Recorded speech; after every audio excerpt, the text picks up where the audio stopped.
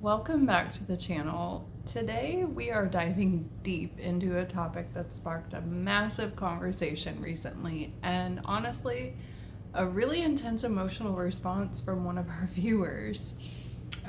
In a shorter video I posted recently about narcissism and spontaneity, someone left a comment feeling really upset.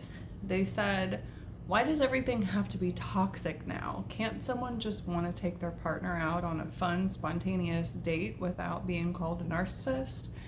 I want to start today by addressing that directly because if that was your first thought, I completely understand where you're coming from. Healthy spontaneity is amazing. Surprise weekend trips, spontaneous ice cream runs at 9 p.m., last minute tickets to see a band you love. Those are wonderful parts of a healthy relationship. We are not talking about genuine, joyful spontaneity today. What we are talking about is a very specific, calculated behavioral pattern. Spontaneity used as a psychological weapon. We are talking about the kind of spontaneous plans designed specifically to throw you into uncomfortable situations, strip away your preparation, and leave you with zero time to feel good about yourself before walking out the door. If you have ever felt rushed, caught off guard, self-conscious, or set up to fail under the guise of just having fun, stay tuned. Today we are breaking down why this happens, the psychology behind it, and my own personal experience with it, and how to spot the difference between true romance and subtle control. To understand why a toxic partner or a narcissist uses spontaneity as a control tactic, you have to look at what spontaneity eliminates. Spontaneity eliminates time and preparation. In a healthy relationship, if your partner says, "Hey, pack a bag, we're going on a weekend trip in an hour," and you say, "Wait, I need to finish this work project and shower," a healthy partner says, "No problem, I'll help you wrap up, take your time." They want you to enjoy the experience with them. A narcissist uses spontaneity differently. They use what psychologists refer to as blitzing or manufacturing urgency by dropping a plan on you out of nowhere and demanding immediate compliance. They achieve three very intentional outcomes. First, they test your compliance. They want to see if you will drop your boundaries, drop your comfort, and drop your priorities the moment they snap their fingers. If you hesitate, you're labeled as boring, a buzzkill, or unappreciative. Second, they keep you in a state of dysregulation. When you are constantly rushed, your nervous system spikes. You move into fight or flight mode. You aren't thinking clearly, you're just trying to keep up. When your nervous system is overwhelmed, you are far easier to control. And third, the most insidious part, they control the dynamic of power and appearance. I know this tactic so deeply because I lived it for years with my ex. He had this routine. He would spend 45 minutes in the bathroom taking his time getting ready. He'd style his hair, put on nice clothes, spray his cologne, get himself looking completely ready. Then he would walk into the living room where I was sitting on the couch, usually in my pajamas, no makeup, hair thrown up in a messy bun from working or taking care of the kids. And he would look at me and say, "Let's go out right now. I'm ready." Not, "Hey, do you want to go out in 30 minutes? Not, "Get dressed, I want to take you to dinner." It was, "Let's leave in 2 minutes." If I asked for just 15 or 20 minutes to put on decent clothes, brush my hair, and feel presentable, the shift was instant. The sigh, the eye roll, the comment, "Forget it, you ruin everything. I was trying to do something nice and spontaneous for you, but you take forever."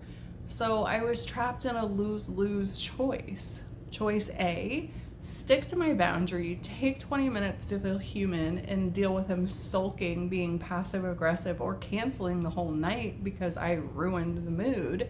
Or choice B, rush out the door immediately in my pajamas, feeling deeply self-conscious, uncomfortable, and embarrassed the entire night.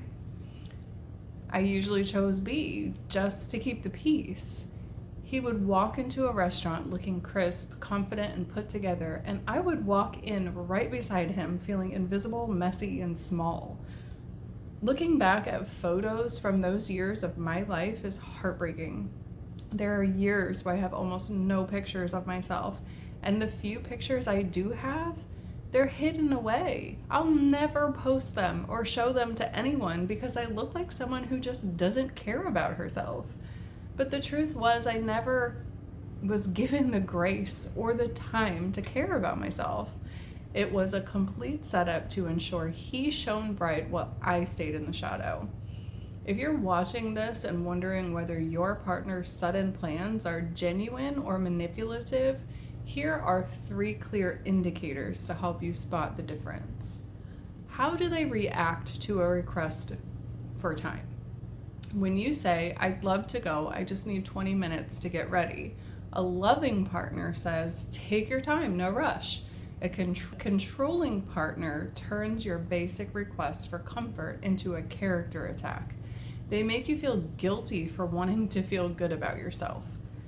2, who benefits from the dynamic? Is the spontaneity designed for both of you to have fun, or does it leave one person looking polished and in control while the other feels rushed, disheveled, and insecure? Control tactics always leave an imbalance of power. Number 3, is there a pattern of sabotage? Notice if these spontaneous moments consistently happen when you are relaxed, dressed down, busy with something important, or at your lowest energy. If their fun surprises always seem to derail your peace or make you feel exposed, it isn't an accident, it's a pattern. So how do you break out of this cycle if you are experiencing it right now? First, recognize the trap. When someone accuses you of ruining the mood because you want 15 minutes to put on real pants, realize that they are projecting. They are choosing to let their mood be ruined over a completely reasonable human need. That is their choice, not your fault. Second, anchor yourself in peace. You do not have to live your life on someone else's emergency timeline. If a plan is truly worth doing, it is worth waiting 15 minutes for you to feel comfortable doing it. Practice saying calmly, "I am happy to go, but I am going to take 20 minutes to get ready first. If you can't wait 20 minutes, I'll stay home tonight." Third, stop sacrificing your comfort to protect their ego.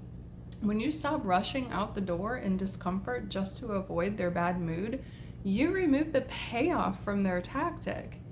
You deserve to be seen. You deserve to feel confident when you step out into the world, and you deserve a partner who wants you to feel beautiful and prepared, not someone who hurries you into the dark so they can stand in the spotlight alone. I want to hear from you in the comments below.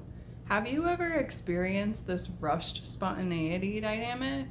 How did it make you feel, and how did you navigate it? Let's keep the conversation going in a supportive, constructive space down in the comment section. If this video resonated with you, please hit the like button, subscribe to the channel, and share this with someone who might need to hear this validation today. Thank you for spending your time with me today. Remember, take up your space, take your time, and I will see you in the next video. Take care.